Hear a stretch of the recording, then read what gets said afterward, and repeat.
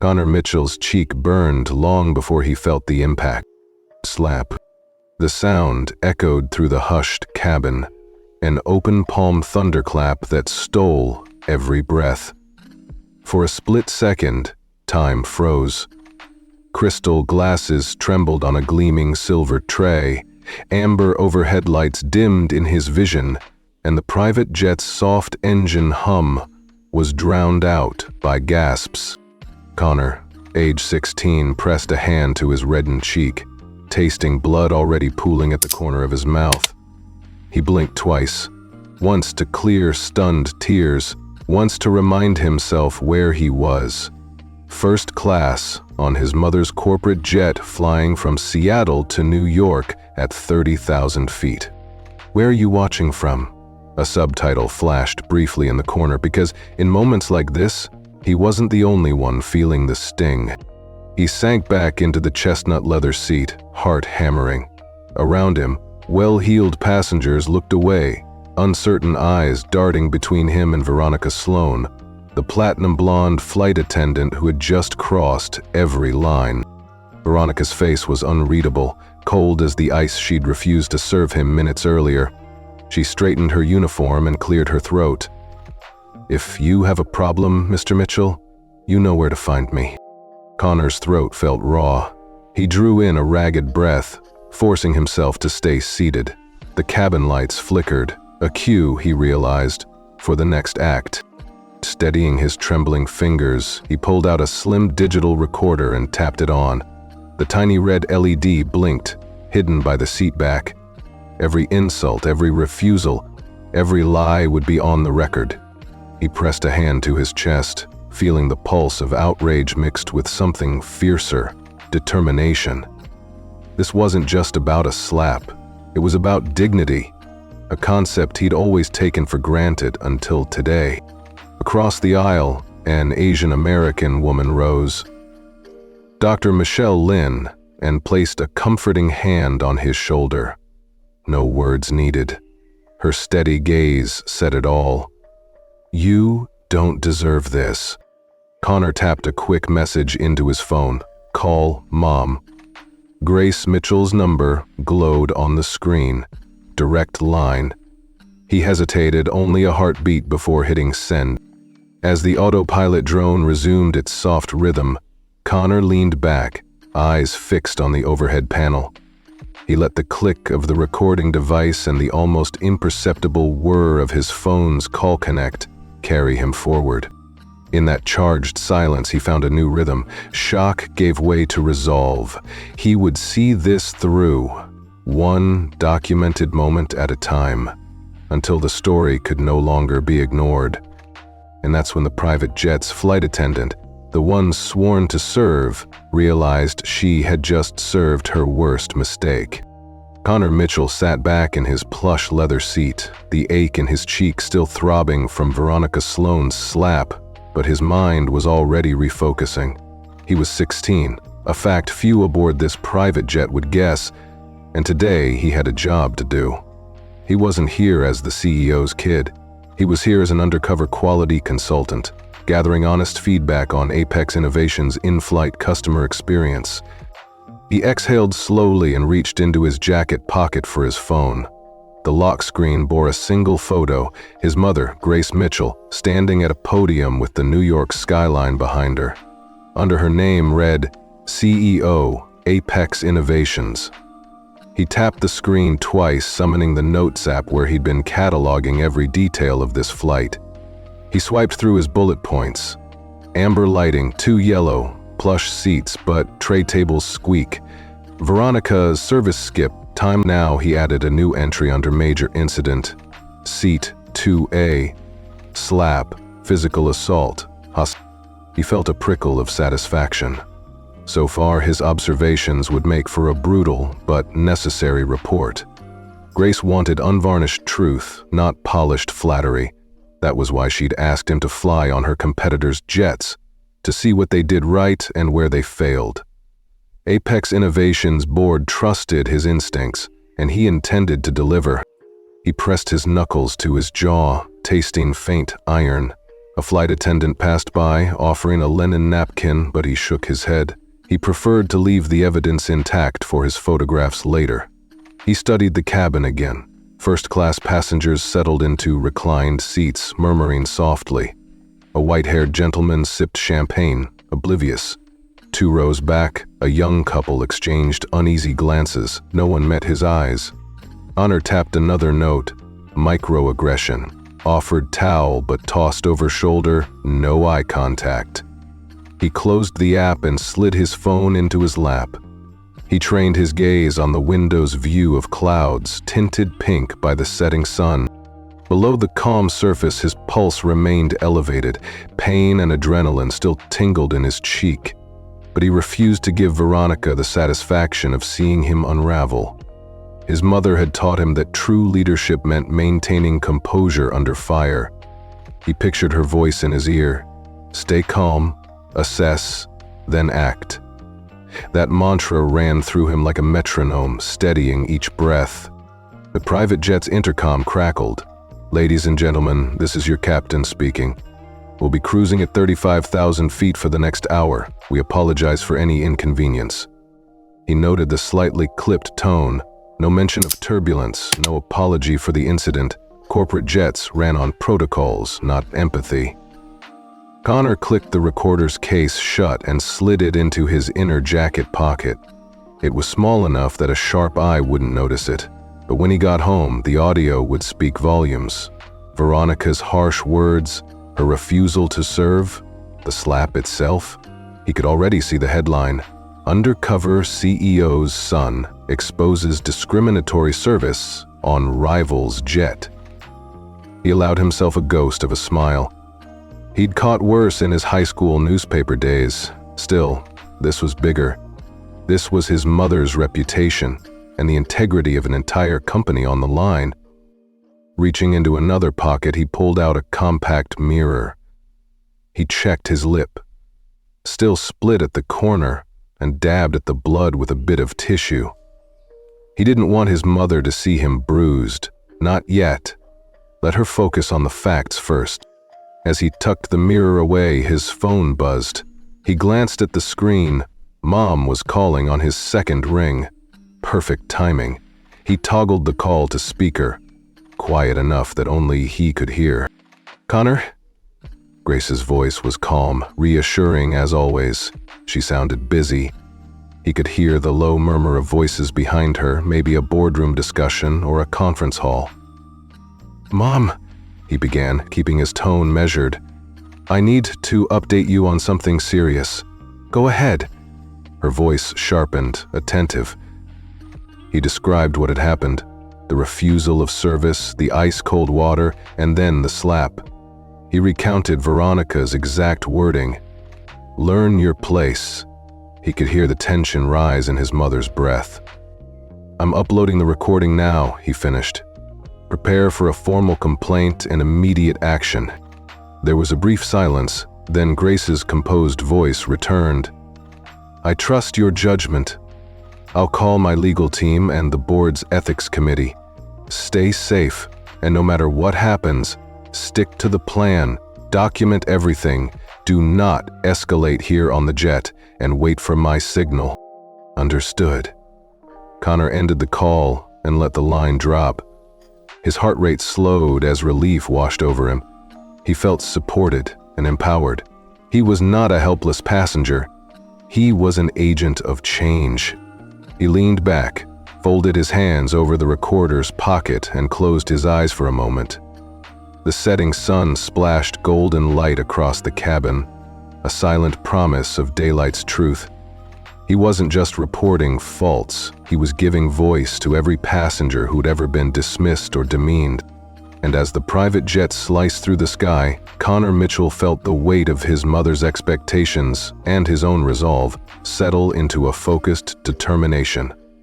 Tomorrow, Apex Innovations would see the unfiltered reality, but tonight, he would remain patient, composed, and ready for whatever came next. Connor Mitchell lifted his hand as the drink cart swept past his row, again. 20 minutes had passed since the slap, and still, no one had offered him a sip of water. Veronica Sloan, the platinum blonde flight attendant, breezed by without so much as a glance. He cleared his throat and tried a polite, "Excuse me, may I have a glass of water now?" Her eyes flicked over him, cool and dismissive. She nodded once toward the white businessman across the aisle, who was promptly handed a crystal tumbler filled with ice. Connor's stomach lurched. Around him, the cabin's warm, amber glow felt suddenly cold. No one else in first class had been told to wait your turn. His knuckles whitened on the armrest as another passenger reached out and received service before him. Later, a different attendant offered him a steaming hot towel, but only after tossing it in his direction like a frisbee. He caught it awkwardly, steam stinging his fingers. The towel landed on his lap with a damp thud, and she never made eye contact.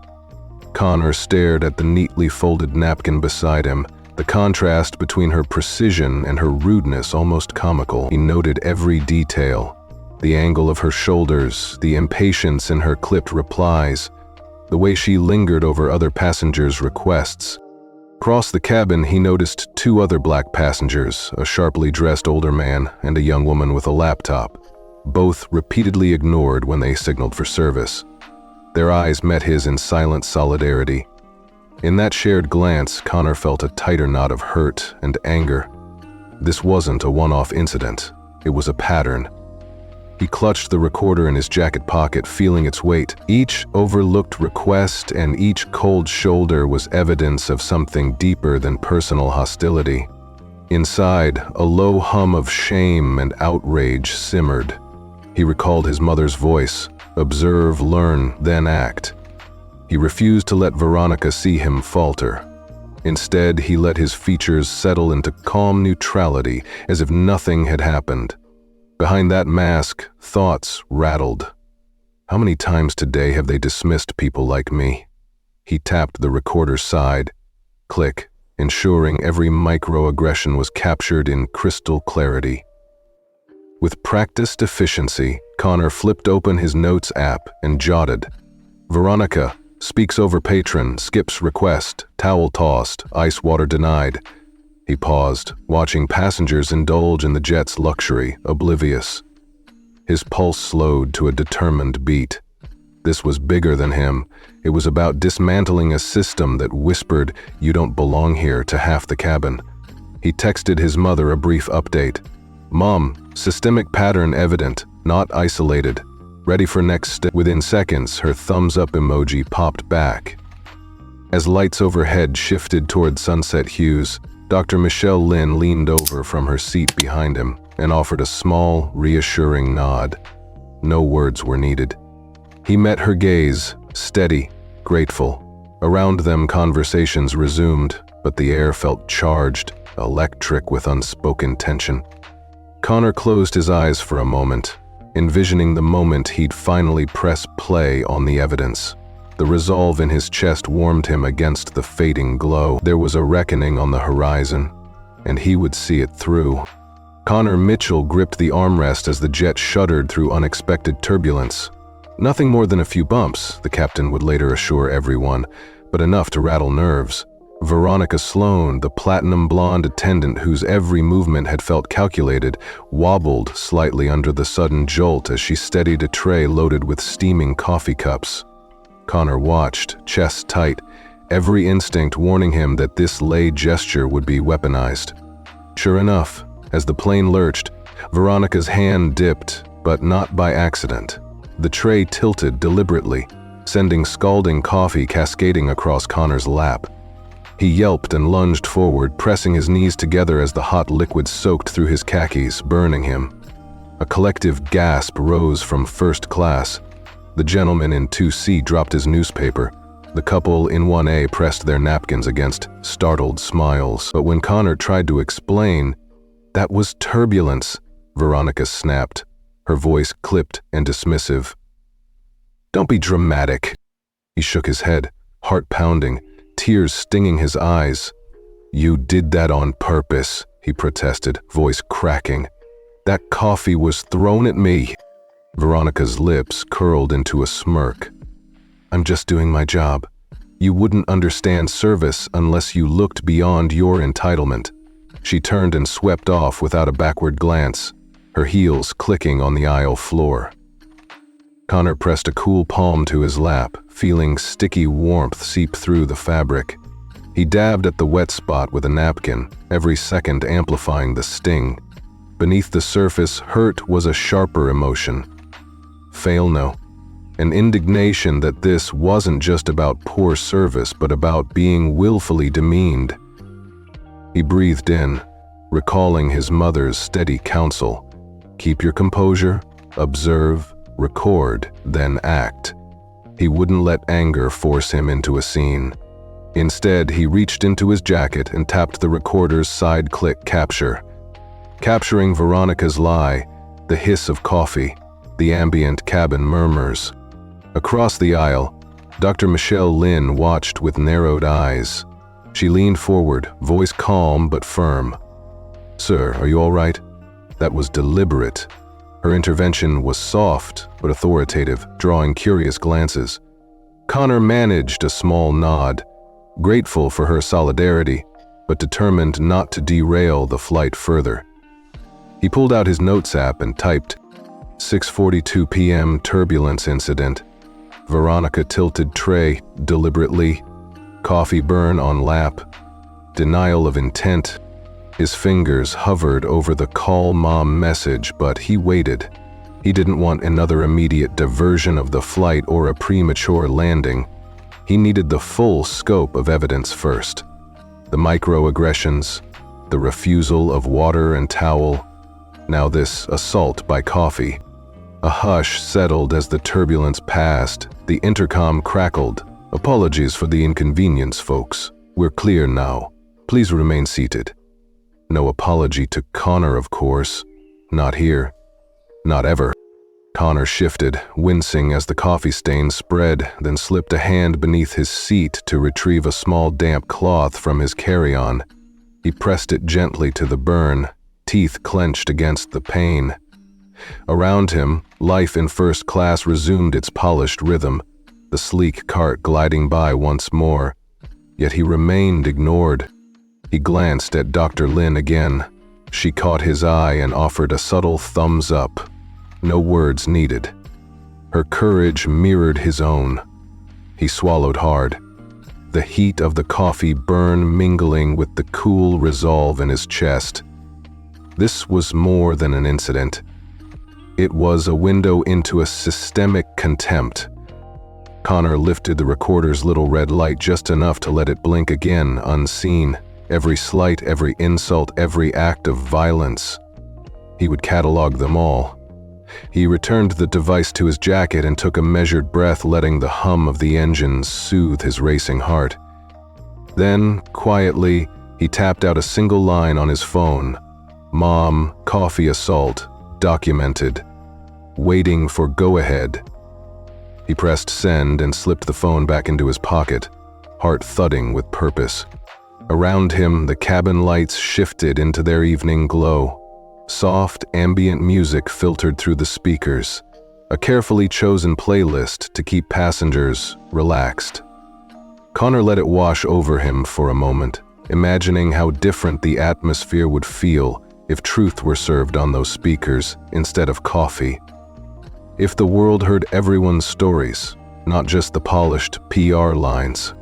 He pressed his cheek against the seat back, scanning the cabin one more time.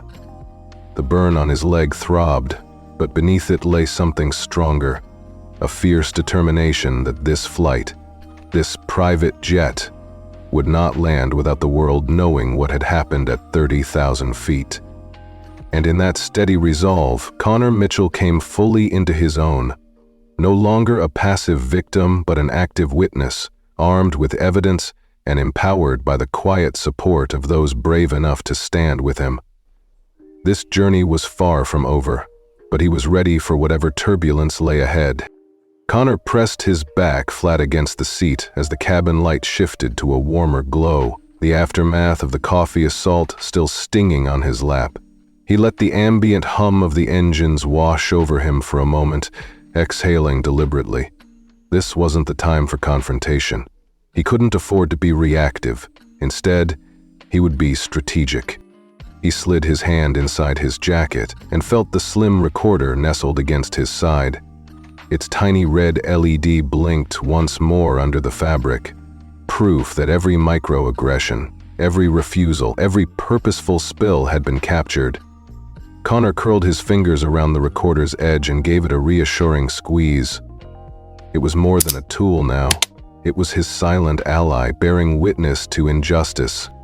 A flight attendant passed down the aisle offering bottled water to other passengers, everyone except him. Connor folded his hands still trembling from adrenaline. He had a choice: make a scene and risk being labeled the troublemaker, or hold his tongue and gather the evidence he needed. He thought of the faces of those two black passengers in economy who'd exchanged pained glances with him earlier. He thought of Dr. Lynn's steady gaze behind him. He chose solidarity over spectacle. Connor retrieved his phone and opened his notes app, jotting bullet points in quick strokes. 6:45 p.m. Intentional spill, ver, tilted tray. 6:52 p.m. Denied water and towel.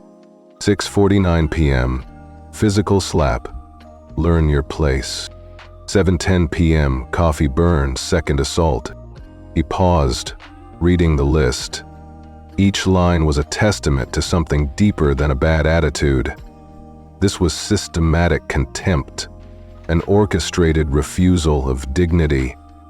He tapped save, then switched apps, pulling up his photo gallery. He scrolled to the selfies he'd taken during boarding. The SLR quality panorama of the cabin lighting, the shot of Veronica's name tag, the carefully framed image of the flight map display. He printed these details in his mind, thumbnails of truth, filled with context. Then Connor did something he rarely allowed himself to do on a flight. He leaned forward and sent a text in the group chat, labeled Project Skies. Immediate. Mom, coffee incident logged, recorder live, ready for go. Within seconds, Grace Mitchell's calm thumbs-up emoji appeared. It was all the confirmation he needed. He'd played his part, quietly, methodically, but now it was time to activate the next phase. He sank back and held his phone to his ear, switching the call to speaker on low volume. The dial tone felt like the pull of a trigger. When Grace answered on the first ring, her voice was measured, professional, completely in control. "Connor?" she asked. "Mom," he said, keeping his tone steady. "I've documented everything, refusals, the spill, the slap, the recorder's time-stamped, I'm ready for action." "Good," she replied. The faint murmur of activity behind her suggested a boardroom or an office. "I've alerted legal and PR. We'll request an unscheduled landing at Newark. Flight crew access revoked on my word, but stay calm. No more escalation up here. Let them think they're in command." He let her words sink in, relief warming his chest. "Understood. I'll follow your lead. Once we have ground control's commitment, I'll send you the code phrase. Then you can speak up, but only when we've secured compliance from the FAA and media outlets. Stay safe, Connor. I'll handle the rest." He nodded, even though she couldn't see him. "Love you, Mom." "Love you too. Call me if anything changes." Connor hung up and slid the phone back into his pocket, heart still racing, but now anchored by purpose. The cabin atmosphere felt thinner, as if everyone around him sensed the tension but couldn't pinpoint its source. He let his shoulders relax. In the next row, the champagne glasses clicked quietly. Servers moved with choreographed precision. But Connor saw something else now, the contrast between flawless service for some and total neglect for others. He saw the copper sheen of the burn on his khakis, and he felt a rush of anger, tempered by steely resolve. He lifted his gaze to the overhead panel, watching the green autopilot light blink. At 30,000 feet, control was an illusion. You surrendered it to the machine. But down here, on the ground, power was negotiable. He'd made his call. Connor tapped the recorder's side one last time. Click before tucking it away for safety. He ran a finger along the coffee stain, feeling once more the hot sting and letting it fuel his determination. Then he closed his eyes and imagined the debrief. Grace at the FAA's direct line, her voice cutting through protocol, legal briefs filed and media alerts queued. The flight crew's faces when they realized they were the ones being scrutinized. The seatbelt sign chimed off. Passengers began to stretch, smoothing creases, brushing lint from their jackets.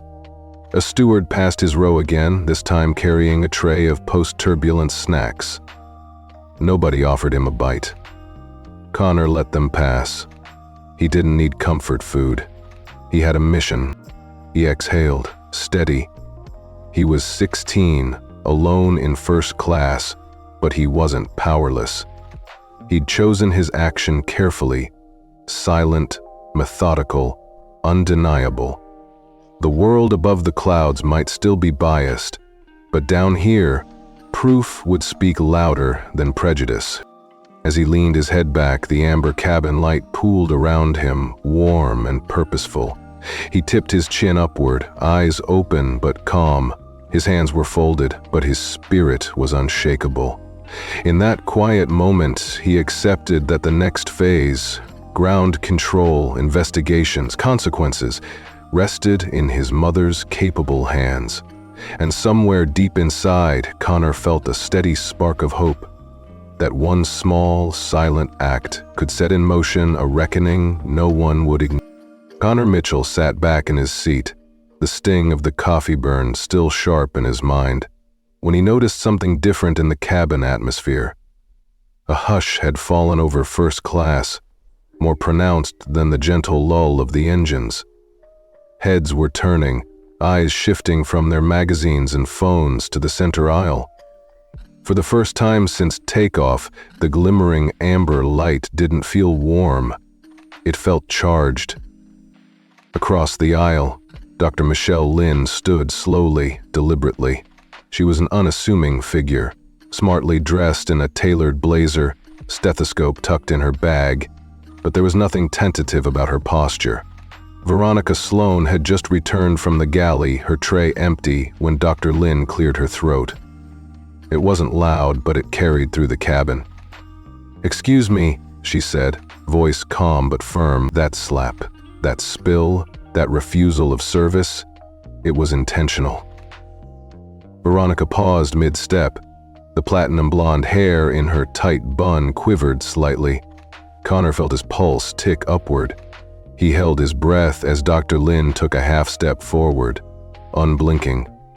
"I witnessed every moment," she continued. "I'm Dr. Michelle Lynn, and I won't stand by while you mistreat a fellow passenger, especially a minor." A ripple ran through the cabin. The white-hailed executive in 2C straightened his shoulders. The couple in 1A turned their heads in unison. Even the flight crew, conditioned to remain impassive, exchanged uneasy glances. Veronica's composure cracked. Just a fraction. But it was enough. On screen, a graphic popped up in the corner. Mumbai says, "Never okay to be treated this way." Seconds later, another. "UK here, solidarity with Connor." Connor felt a flush of warmth spread across his chest. He hadn't expected public support at 30,000 feet, but here it was, flickering in real time above the silent rows. Dr. Lynn's gaze shifted briefly to Connor. He met it and gave the smallest nod. In that instant, he realized he wasn't alone. The burn on his lap pulsed, but he felt steadied by more than the seat beneath him. He felt the collective will of everyone watching, on board and around the globe, hinged on this moment of truth. Veronica swallowed hard. Her lips trembled before she forced out, "He was being difficult. Making a scene." Dr. Lynn's eyes narrowed. "Being difficult? A burned lap and a bloody lip, please." She turned to the cabin. "Everyone here deserves respect, regardless of age or status. If you'd like to witness the proof, I'm happy to share my recording." Connor slid his phone from his pocket and held it up, the recorder app blinking visibly. Murmurs of approval swelled around him. The glamour of first class, plush seats, polished wood veneers, suddenly felt like a gilded cage for Veronica's behavior. A steward, caught between duty and conscience, drifted toward Veronica. But Dr. Lynn raised a hand.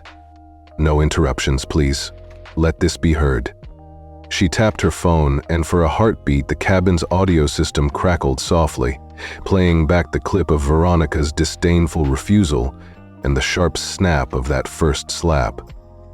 The sound filled the cabin, clear, undeniable. A bead of sweat slid down Veronica's temple. The other flight attendant, Emma Rodriguez, glanced apologetically at Connor, then down at her tablet, her expression torn. Connor's heart thudded, not from fear, but from resolve. He watched as other passengers took out their own phones, ready to record. A man 2 rows back raised a hand, phone pointed deliberately at Veronica. Another passenger stood, offering to share his footage. On screen, more comments streamed in. "Amaria, no one should endure this. Canada, proud of you, Dr. Lynn." The captain's voice crackled through the intercom, sounding tight. "Ladies and gentlemen, please remain seated. We're sorting an issue up front." It was the first hint of official recognition. Veronica's facade crumbled entirely. She turned to Emma Rodriguez, voice trembling. "Do something." Emma shook her head. "I can't. You've crossed the line." Dr. Lynn stepped back, allowing the tide of support to flood the space. Connor exhaled, the tension in his shoulders ebbing away. He tucked the recorder away and folded his hands.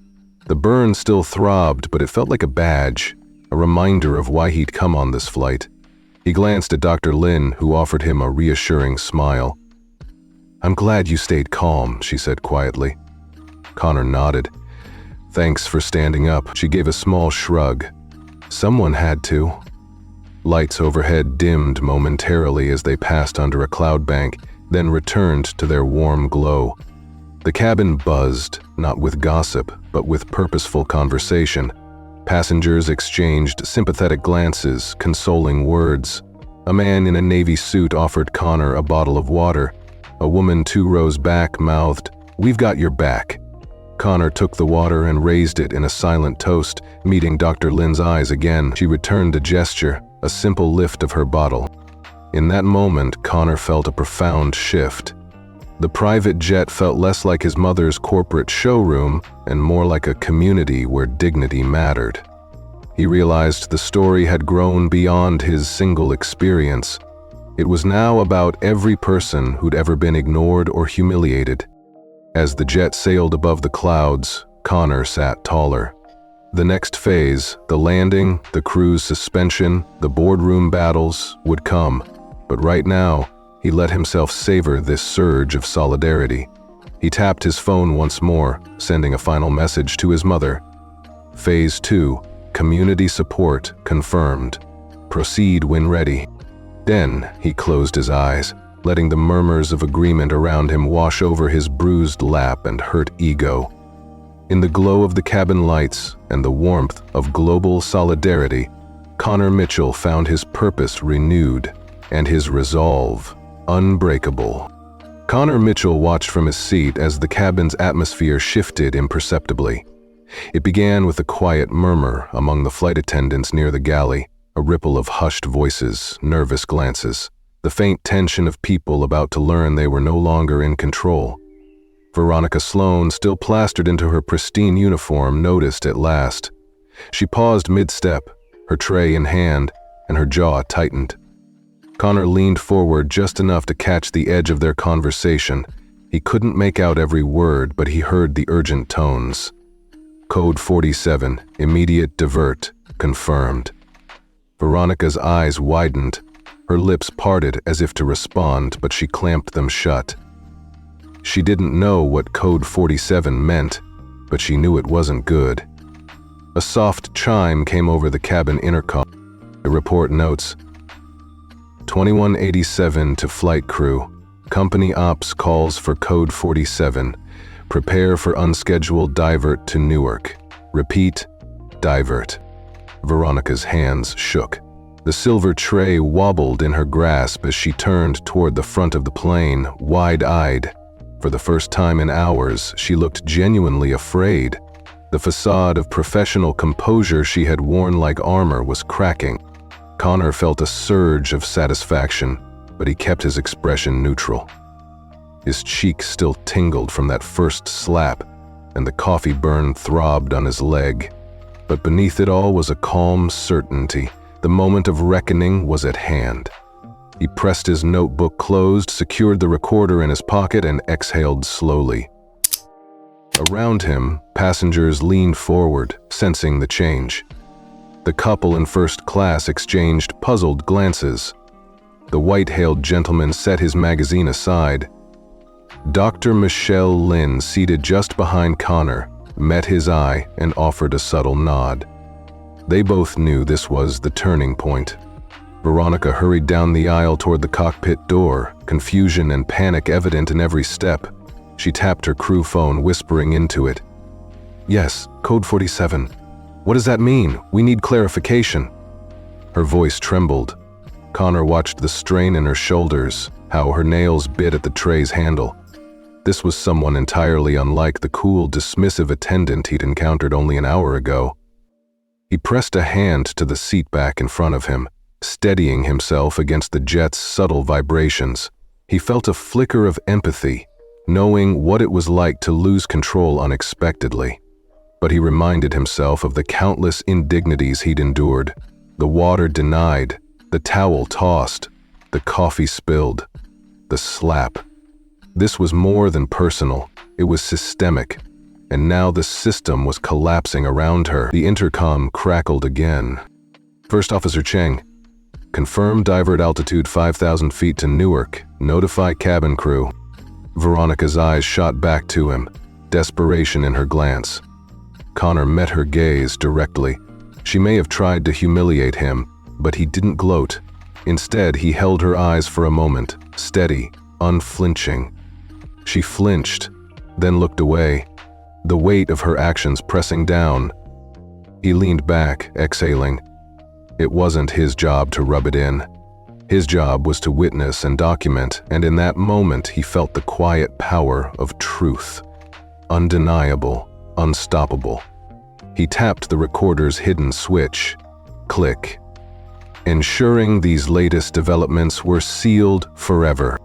A flight attendant across the aisle cleared her throat, stepping toward Veronica to relay the formal instructions. Yet even she appeared uneasy, her uniform crisp but her hands shaking. The elegance of first class, the polished wood, the soft leather, the brushed metal accents, now felt like a gilded cage trapping the guilty. Connor allowed himself a small, private smile. He imagined how this moment would read on the page. Code 47, the flight that refused to tolerate discrimination. He imagined the stunned faces of Apex's board when they saw the unvarnished footage. He imagined the headlines, but he didn't share those thoughts aloud. Instead, he reached for his phone and typed a brief update. "Mom, code 47 received. Divert imminent. Ready to execute, phase 3. A thumbs up emoji appeared almost immediately, his mother's silent signal that the ground team was in motion. The cabin lights dimmed slightly as the pilot engaged the autopilot reroute. Passengers felt the gentle tilt of the plane's course change, a reminder that even at cruising altitude, control could be wrested away. Veronica stepped back, unable to maintain eye contact. She issued a curt, "Cabin crew, prepare for landing," in Newark, her voice brittle. Connor sat still as the realization settled over the cabin. Moments ago, he had been the target of contempt. Now, the crew themselves were on edge, uncertain of their own fate. He sensed the hush grow heavier, the collective breath held by every passenger. Dr. Lynn leaned forward, whispering, "You did it. You made them listen." Her words were quiet but meant the world to him. He nodded, offering a slight smile of gratitude. He looked around one last time, the rows of seats, the elegant fixtures, the polished service, but everything felt different now. The veneer of luxury had shattered, revealing the raw truth beneath. Privilege should not equate to permission to demean or harm. He pressed his lips together and murmured to himself, "Phase 3. When you're ready." The descent began, subtle at first, then more pronounced. The engine's hum deepened and the cabin lights brightened to full glow. Veronica Sloane, once so confident, now hovered near the door, her posture that of someone who had just discovered the ground could shift under her feet. Connor allowed himself a final breath of satisfaction.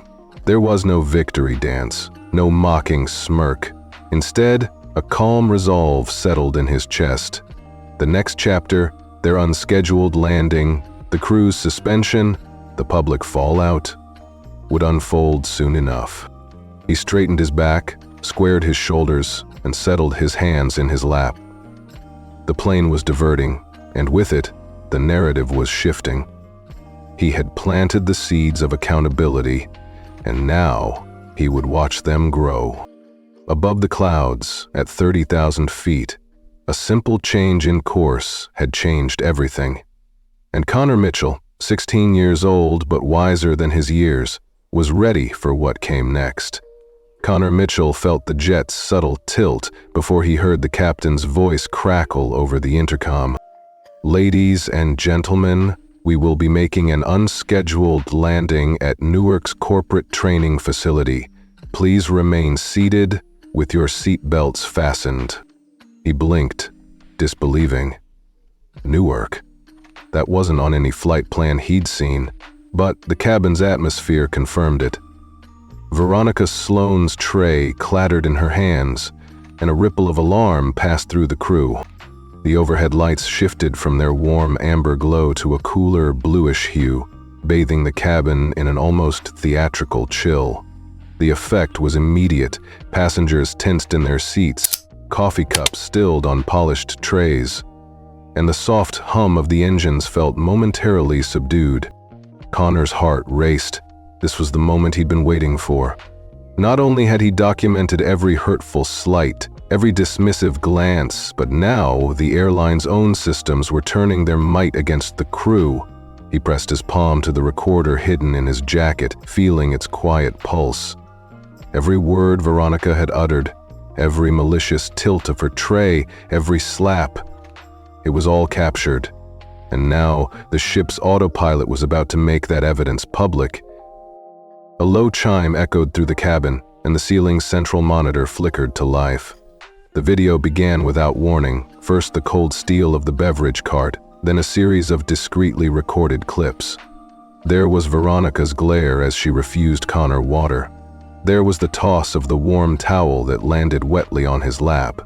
There was the cascade of scalding coffee. And finally, the open palmed slap. Each sound amplified, every stitch of fabric on his cheek visible in crisp detail. Gasps and murmurs rippled outward. A woman 2 rows back covered her mouth with both hands. The white-haired businessman who had once dismissed Connor's pleas set down his newspaper with a hollow thud. Even the economy section, visible through a mid-cabin divider, fell silent. Passengers craning their necks to witness what was unfolding. Then, from the cockpit's hidden speakers, Grace Mitchell's voice filled the cabin. Steady, authoritative, tinged with calm sorrow. "I'm Grace Mitchell, CEO of Apex Innovations. Every passenger, regardless of age, color, or status, deserves respect. I sincerely apologize on behalf of my company and our competitors for the treatment Mr. Mitchell has endured. We will ensure this never happens again." Connor felt a tremor of emotion. Pride, vindication, relief, all colliding in his chest. The world was watching, his mother's words now echoing not just in his headphones but through every speaker on the plane. Veronica's face went pale as the lights shifted again. this time to a bright white that pierced the subdued cabin. She stood rooted to the spot, eyes darting from the monitor to the faces around her. She opened her mouth, but no words came. Dr. Michelle Lynn leaned forward and whispered, "They won't let you hide anymore," her voice steady. Connor nodded. He felt the warmth of solidarity wash over him. From his aisle, the soft scrape of a chair revealed the white-hailed gentleman rising. He cleared his throat, once, twice, then spoke with surprising force. "This is disgraceful. Miss Sloan, you owe this young man an apology before we land." His voice carried authority, the kind that commands attention without raising volume. Veronica's lips trembled. She looked around, seeing dozens of disapproving faces. The couple in first class, previously indifferent, now stood in silent judgment. Even the other flight attendants, uniform immaculate but expressions crumbling, faced reality. The company they served had turned its own protocol into a weapon for justice. Connor pressed a hand to his chest, feeling the steady beat of his heart. Shock had given way to triumph. He allowed himself a small, private smile, not a ghoulish smirk, but a quiet acknowledgement of how far he'd come. From the momentary stun of a slap to the roar of accountability reverberating through the cabin. The monitor switched to a live feed from the cockpit's external camera, revealing the tarmac of Newark's corporate hangar bathed in the orange glow of floodlights. Corporate jets and training simulators lined the apron.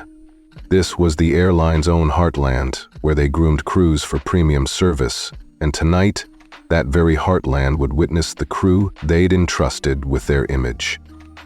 A flight attendant hurried down the aisle, her voice catching as she addressed passengers. "Folks, please remain calm. We're on final descent to our facility. Once we've landed, ground personnel will board and provide further instructions." Connor leaned back and exhaled, every muscle relaxing at last. The bump of landing gear deploying rattled the cabin gently.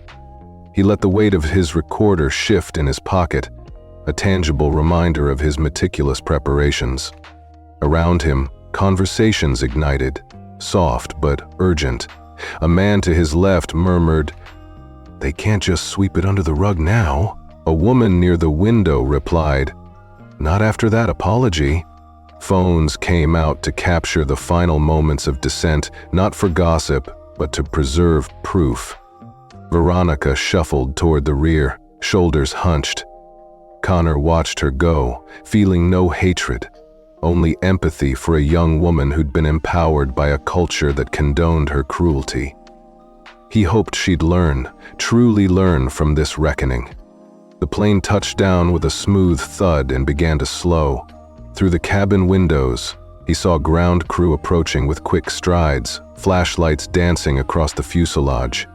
The corporate hangar loomed ahead, emblazoned with the airline's insignia and motto, "Elevating service, respecting all." The irony was not lost on anyone.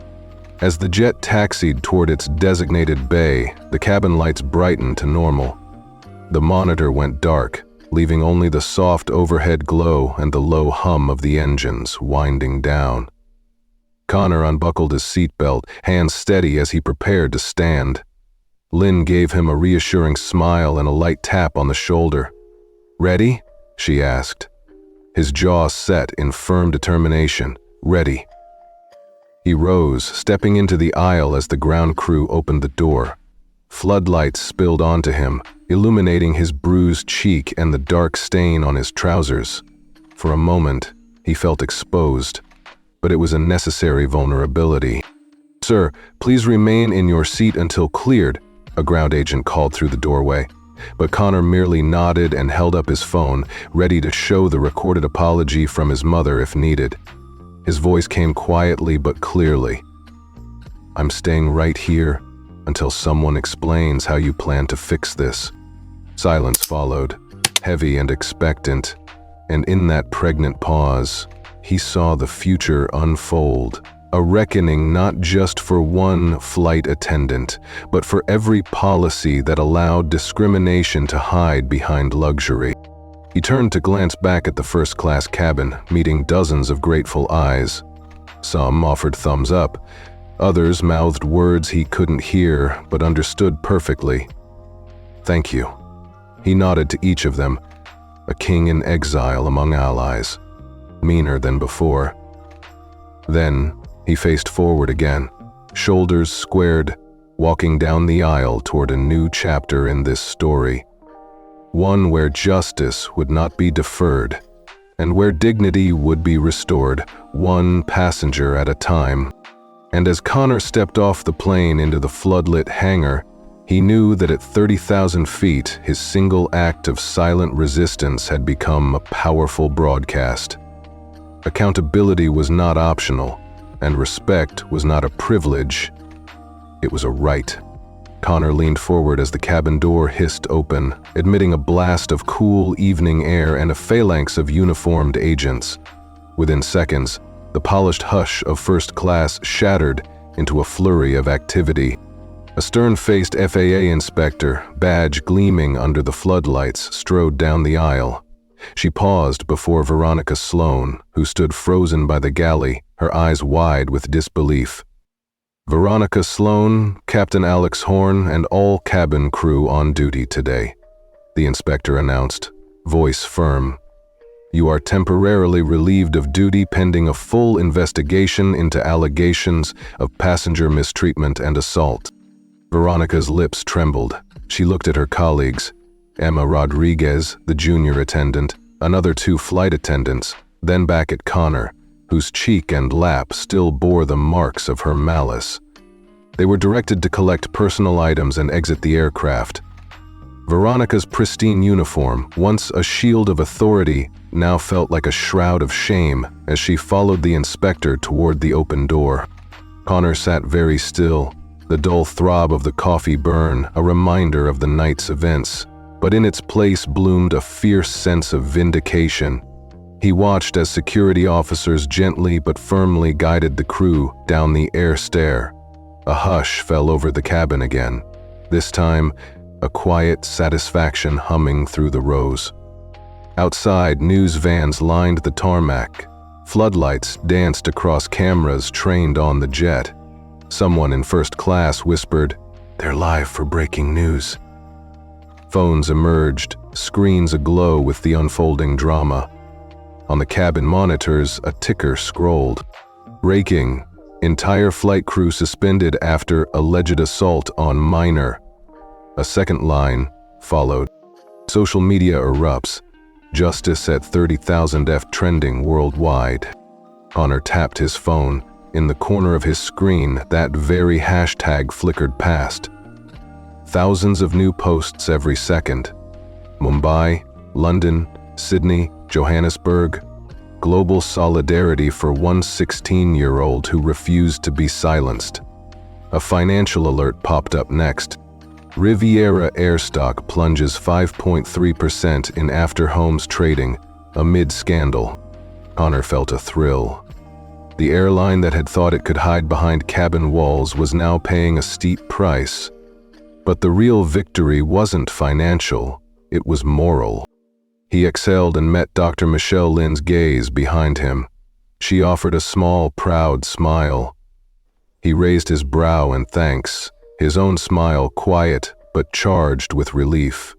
Together they had borne witness, and now justice was unfolding in real time. As the last crew member stepped off, the inspector turned to the captain. "Captain Horn, I'll need your statement, then we'll debrief everyone on board." Captain Horn, normally the picture of calm authority, looked drained.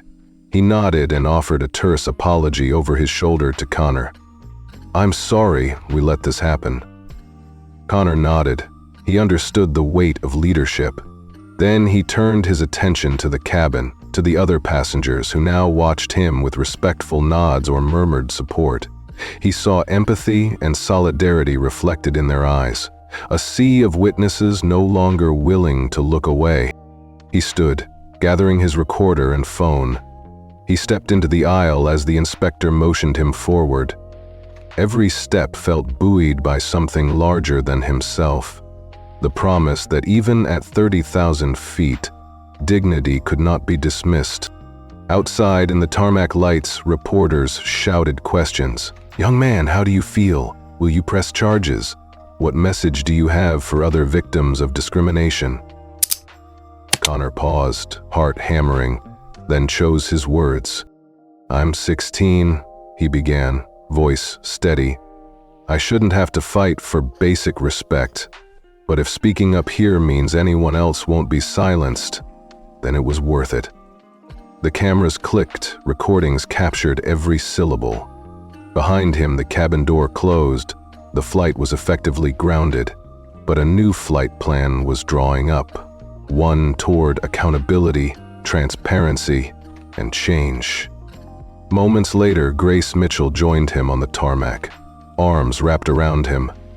They stood together under the glare of lights and lenses, mother and son united.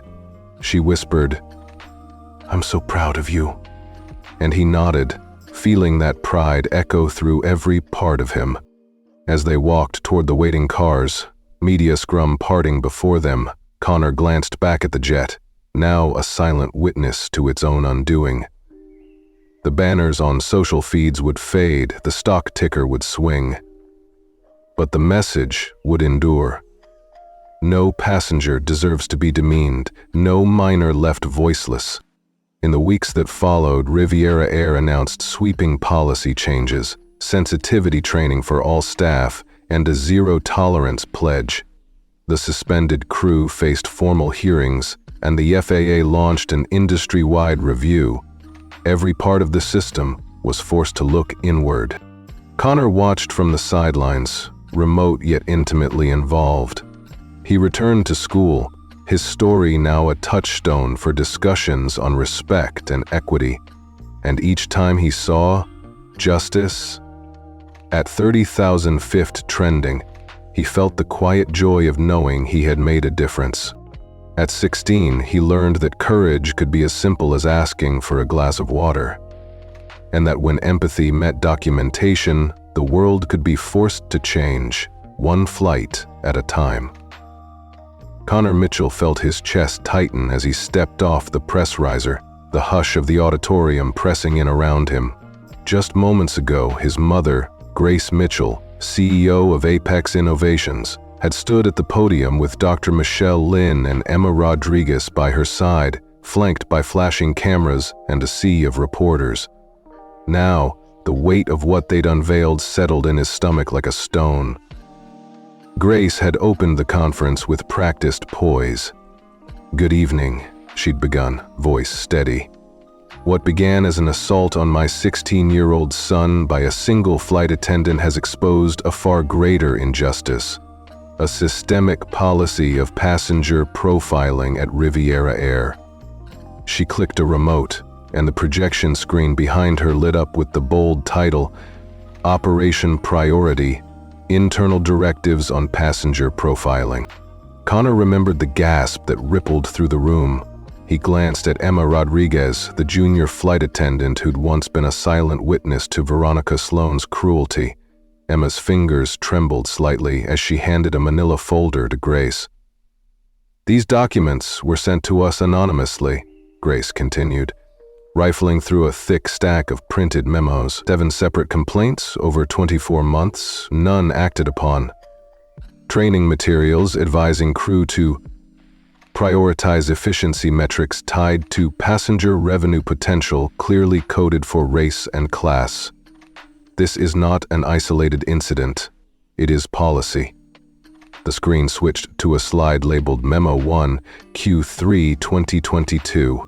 Crew must allocate beverage service in the following order: Premium Elite Passengers, Business Class; Economy Plus, Economy. Adjust speed of service to minimize time spent with passengers deemed lower revenue potential. Connor felt a twist of nausea. He'd witnessed microaggressions in economy. Here was hard evidence that the company's own motto, elevating all experiences, was a lie. Next came Memo 3, Incident Reports, each a bullet point recounting complaints from black or brown passengers who'd been ignored, served last, or in one case, publicly humiliated. One report read, "Complaint. Passenger in seat 7C, Mr. D. warned, forced to wait 45 minutes for water. Crew notes, non-compliant behavior and lack of premium etiquette. No follow-up action." Grace paused, letting the words sink in. "These cover-ups were routine," she said softly, "and hidden, ... until now." The projector switched to a scanned training slide, a smiling flight attendant overlooking a split image. On the left, a well-dressed white couple being handed champagne. On the right, a black family being handed plastic cups. Text read, "Remember, prioritize high-yield passengers, minimize time with efficiency drags." A murmur of disbelief swept the auditorium. Connor felt his mother's hand brush his shoulder, an anchor of solidarity. He turned to Dr. Lynn, whose bright eyes glistened. "We shared our first-hand accounts," Dr. Lynn said into the microphone. "We demanded the hidden policies, and we've decided to fight back." Emma stepped forward. "I've worked for Riviera for 3 years," she said, voice quavering. "I believed in serving people with dignity, but these directives made me complicit. I couldn't stay silent any longer." She held up a stack of USB drives. "Here are the original files. They contain email threads, video recordings of staff training sessions, everything." Connor swallowed hard. He'd been 16 when he first learned the power of documentation. Now he watched a corporate giant bleed its own secrets. The board members behind the glass in the back rows sat in stunned silence, fanning themselves with programs. A reporter stood, voice shaking. "Miss Mitchell, what do you want people to take away from this?" Grace inhaled and exhaled. "We want action. We are calling on regulatory agencies to launch an immediate audit of all major airlines. We will assist with any investigation. And we invite all passengers and employees to share their experiences. We envision an industry where respect is not a luxury, but a guarantee." Connor glanced at the room and saw nods among passengers from around the globe. News crews from London, Mumbai, Johannesburg. The screens in the back flickered with hashtags Equal Skies and Justice at 30,000 feet. After the press conference, Connor found himself in a flurry of handshakes and cameras. A news anchor thrust a microphone in his direction. "Connor, how does it feel to be the catalyst for this revelation?" He looked directly into the lens, heart pounding yet voice steady. "I asked for a glass of water," he said, "and I got slapped instead. But if speaking up leads to change for millions of passengers, then I'm proud I did it."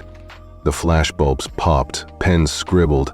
He turned and spotted Dr. Lynn, who offered him a comforting nod. Then he saw Emma, tears in her eyes, and he gave her a thumbs up. She returned it, relief flooding her expression. That evening, back in his mother's office, Connor watched the first rolling headlines. Riviera Air under fire. Internal training materials expose systemic discrimination.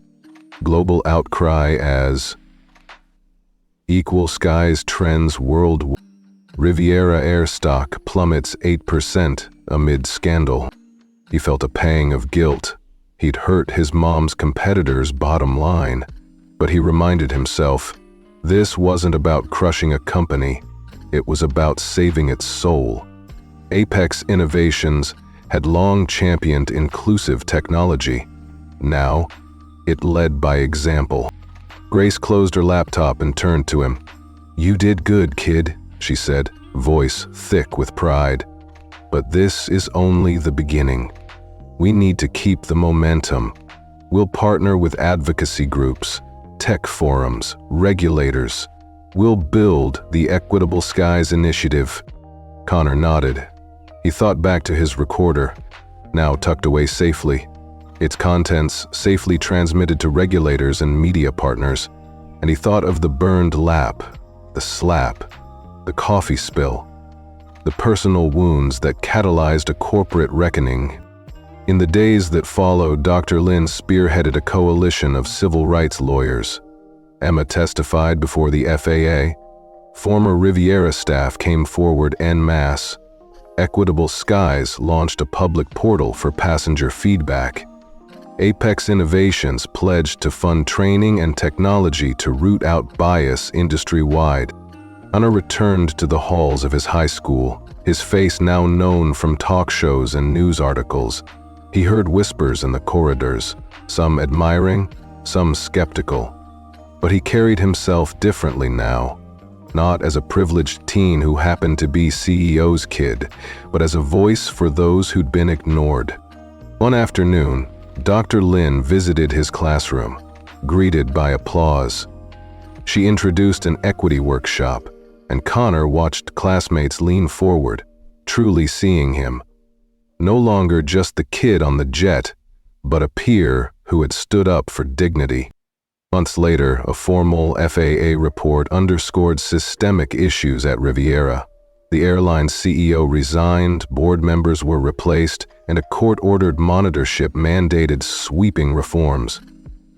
Stocks rebounded as confidence returned, but the culture had shifted irreversibly. On the anniversary of that fateful flight, Connor stood with Emma and Dr. Lynn at a symposium under the banner Equal Skies, 1 Year of Change. He reflected on the journey, from the sting of that first slap to the unveiling of hidden policies, from solitary recording to global solidarity. And he felt the same steady resolve that had carried him through every chapter. He understood now that a single action, combined with truth and courage, could crack the hardest facade. He would continue to speak up, whether for flight attendants, passengers, classmates, or colleagues, because respect was not negotiable. As the final applause echoed around him, Connor looked out at the audience and smiled. He carried with him a reminder: at 30,000 feet or on the ground, every voice matters, and together, they could lift the world to new heights of justice. Connor Mitchell woke the next morning to a flurry of notifications on his phone, emails from passengers, text threads among aviation advocates, and a dozen news alerts about the class action lawsuit filed by Apex Innovations against Riviera Air. He sat up in bed, the late spring sunlight warming the pale blue sheets, and let a slow smile spread across his face. Just 24 hours ago, his mother had signed the final documents authorizing a federal class action suit on behalf of every passenger who'd been mistreated on Riviera flights. Today, they were public. Every complaint, every eyewitness account, every recorded slight now part of a legal claim awaiting court approval. 18,000 people had already joined the suit online, leaving heartfelt testimonies. I was ignored for my request for water. My grandmother was refused a blanket. A flight attendant dismissed me because of my accent. Connor thumbed through the stories, struck by the quiet bravery in each one. These weren't attention seekers or complainers. These were ordinary people demanding basic respect. He tapped out a quick reply to one commenter in Seattle. "Thank you for sharing. You're part of something bigger now." Then he deleted the message. His public reach would come later. For now, he focused on the moment's power. Downstairs, the kitchen hummed with activity. Grace Mitchell stood at the counter, coffee in hand, reviewing the final roster of signatories. Over 20,000 by dawn. The Equitable Skies Initiative, the nonprofit arm of their effort, had launched its website just hours before, inviting anyone in the world to add their voice. Now it had chapters forming in New York, London, Mumbai, and Johannesburg. "Morning, kiddo," she said, glancing up with that precise but warm smile of hers. "Looks like the world woke up caring about respect today." Connor slid into a chair, running a hand through his still dark hair. "They're all here," he said, voice a mix of wonder and resolve. "Over 20,000 signatures before breakfast." Grace nodded, her eyes bright with pride. And it'll keep growing. The legal team's gearing up for depositions next week, and we're hosting a global virtual summit in 10 days. This isn't just a lawsuit, it's the start of a movement. He swallowed, thinking of Dr. Michelle Lynn and Emma Rodriguez, whose courage had helped expose Riviera's hidden policies. He thought of every passenger who'd held back, but now spoke up.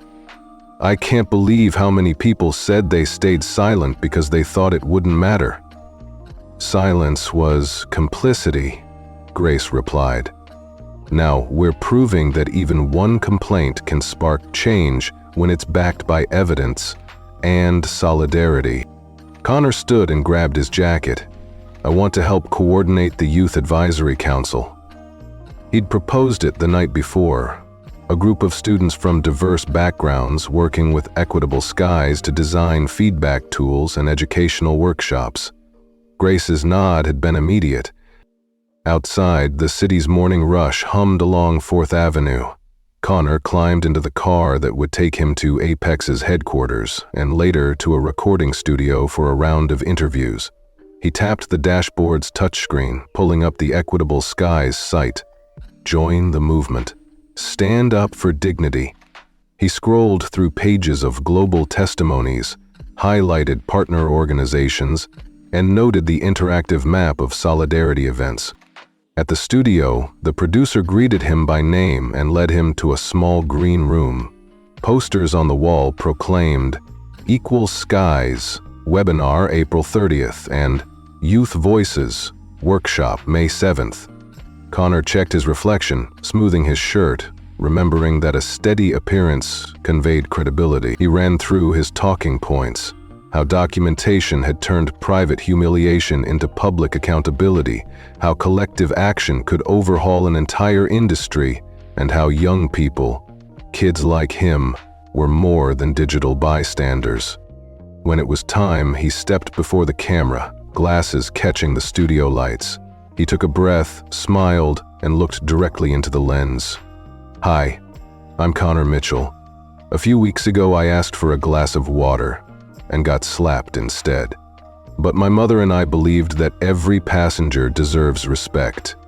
We filed a class action lawsuit covering thousands of complaints, and today, we're inviting you to join Equitable Skies. Sign our petition, share your story, and let's hold every airline accountable. Because dignity shouldn't be optional at 30,000 feet. He paused, letting the words sink in. Then he pointed to the graphic at the bottom of the screen.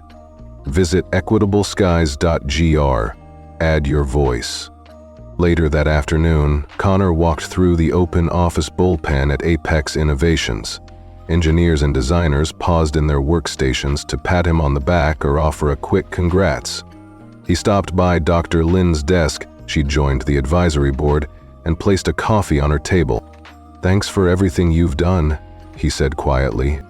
She smiled, adjusting her scrubs under a casual cardigan. You started something enormous, she replied. Now we need to build the tools to keep it going. He nodded toward the whiteboard behind her, where someone had sketched a flowchart of the initiative's next phase, educational modules for flight schools, an API for passenger feedback integrated into booking sites, and a mobile app for real-time service audits. Let's get to work, he said.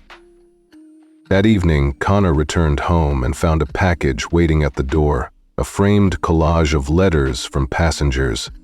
Handwritten notes, photos of happy families on flights, messages of thanks from seniors who'd been treated dismissively before. He unwrapped it carefully and held the frame up to the light. Each letter was a story, a voice once silent. He texted his mother a photo. Seconds later, her thumbs up emoji appeared. Upstairs, he sat at his desk and drafted a speech for the upcoming webinar. He wrote, then rewrote, then deleted, striving for the right tone. Approachable, earnest, empowering. He wanted attendees to feel like part of his journey, not mere spectators. After an hour, he stepped outside onto the balcony, the city lights stretching below. He looked up at the stars. each one a reminder that perspective shifted with distance. The sting of a slap, the burn of coffee, the surge of solidarity, each felt immediate, personal. But from above, the world was connected by threads of shared humanity. He checked his phone. The Equitable Skies hashtag was trending again. He scrolled through tweets. At Travel with Kate. Just signed up. We deserve better service for everyone. At Highflyer 56. My mom is 68. I'm printing this webinar link for her. At Global Justice. Amazing to see thousands of voices unite. Equal Skies. Connor felt a swell of emotion. Gratitude that people he'd never meet were standing with him. Pride that a 16-year-old's simple act could catalyze global change. He pressed send on his saved speech draft to his mother. Ready for tomorrow. Let's make this personal for every passenger. Lying in bed that night, Connor reflected on how far they'd come, from a slap at cruising altitude to an industry-wide movement. He thought of the countless passengers whose dignity had been trampled, and how their voices now pulsed through digital channels and courtrooms alike. He closed his eyes, imagining a future where every flight attendant carried a training app that flagged bias in real time, where every passenger, regardless of background, felt seen and heard. He saw himself in that future, no longer just a witness, but a leader, guiding this movement forward. And in the soft darkness, Connor Mitchell drifted to sleep, heart buoyed by hope. He knew the journey ahead would have bumps and turbulence, but with thousands behind him, and the Equitable Skies Initiative taking flight, he was ready to chart a new course for every traveler, at every altitude. A month later, Connor Mitchell woke to a new kind of morning calm. His phone buzzed with notifications, tweets, emails, and news alerts, all echoing the unexpected aftershocks of that one flight. He stretched out in his bedroom in suburban Seattle, sunlight filtering through the blinds onto his desk, where a framed photo of his mother's press conference stood beside his laptop. Today wasn't just another school day. It was a marker in a movement he'd helped ignite. He tapped the headline that popped up first. Riviera Air's stock rebounds 12% after leadership shakeup. New CEO pledges zero tolerance on discrimination. Connor allowed himself a small smile. The airline that once punished basic dignity was now scrambling to restore trust. He swiped to see the Equitable Skies dashboard. Over 120,000 registered members worldwide, with chapters active in 18 countries. Virtual meetings were scheduled for New York, London, Mumbai, and Nairobi, and local groups in Sydney and Toronto were organizing passenger rights workshops. Messages flooded in. I cried watching this. This is real, not sensational. Thank you for giving us a voice. Each one felt like a heartbeat in a shared global pulse. Downstairs, Grace Mitchell reviewed an industry report on her tablet. She looked up as Connor entered the kitchen, arms laden with mugs of hot chocolate. Morning, hero, she teased, handing him a cup. Big day ahead? Connor sipped the sweet warmth, feeling the tingle of excitement. Dr. Lynn speaking to the FAA panel today, heading the new Passenger Rights Division. He paused to let that sink in. And Emma's leading the training overhaul at Apex Innovations. They've already rolled out the bias detection tool in 15 airlines. Grace nodded, pride shining in her eyes. They're the real champions here. You set the wheels in motion, Connor, but these are the people driving change. He smiled and set his mug down. I'm proud of all of us. He tapped open his calendar, a virtual summit at noon, followed by a roundtable interview for a youth leadership podcast. He rubbed his cheek. Long since healed, but that flash of pink scar was a reminder of how far they'd come. By midday, Connor was on a Zoom call with high school students in Johannesburg and Sao Paulo, guiding them through the Equitable Skies Voice Your Flight toolkit.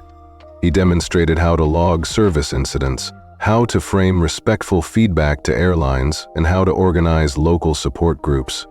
Faces dotted the grid, teenagers from Tokyo to Toronto, each nodding as he spoke. One girl from Lagos raised her hand. "Connor, how did you keep going when it got tough? I mean the media attention, the hate comments." Connor paused, choosing his words. "I kept my focus on why I started dignity for every passenger. When negative comments came, I remembered those who couldn't speak up. My motivation wasn't fame, it was fairness. And I had my family and allies like Dr. Lynn and Emma. You don't have to do it alone." He saw heads tilt in understanding. The burnout risk of advocacy was real, but community made it sustainable. That evening, Connor and Grace joined Dr. Michelle Lynn and Emma Rodriguez for a live-stream town hall, part of the Global Summit. The four of them sat in a warmly lit studio, the Equitable Skies logo softly projected behind them. Across the bottom of the screen scrolled testimonials. "My grandmother finally got her blanket. My son has more confidence traveling. This is the change we needed." Dr. Lynn spoke first, her voice steady.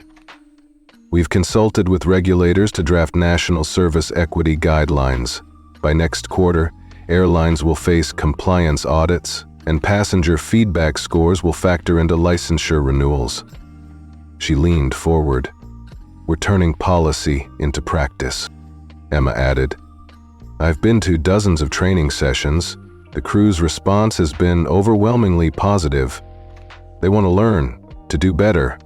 Nobody wakes up wanting to demean a passenger. They just needed the tools and the accountability mechanism." Grace then addressed the global audience.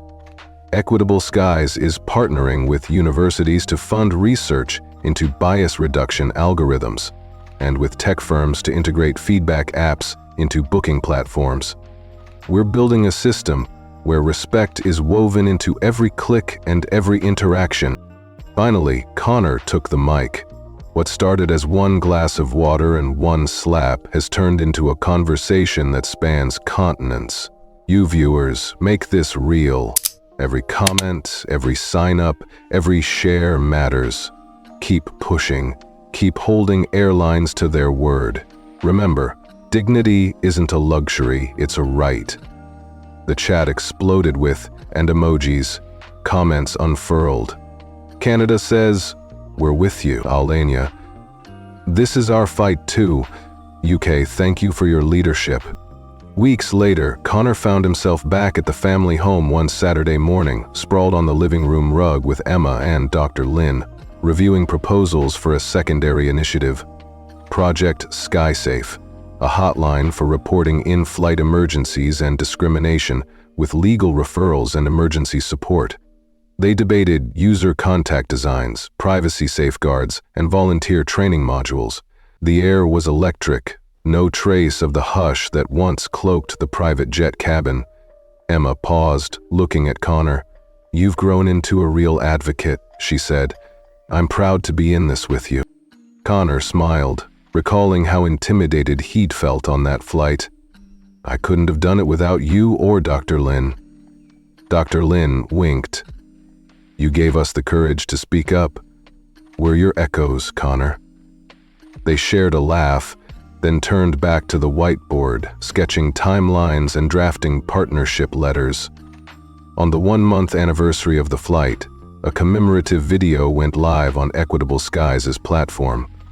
It wove together raw footage from the slap, the coffee spill, the boarding gate detention, and the Newark landing, punctuated by news clips of the press conference and summit highlights. The final montage showed passengers of all ages and backgrounds smiling as they boarded flights, with a renewed sense of trust. Connor watched the playback in Grace's office, fingertips tracing the progress bar. As the video ended, a series of on-screen comments appeared. "I cried watching this. This is real, not sensational. My mother is 70. She finally feels safe on planes. I tweet this every day to remind airlines accountability matters."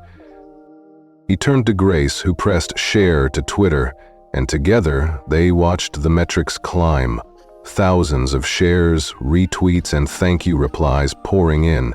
The narrative they'd created had legs of its own, fueled by authentic voices. That night, Connor lay in bed, reflecting on the journey.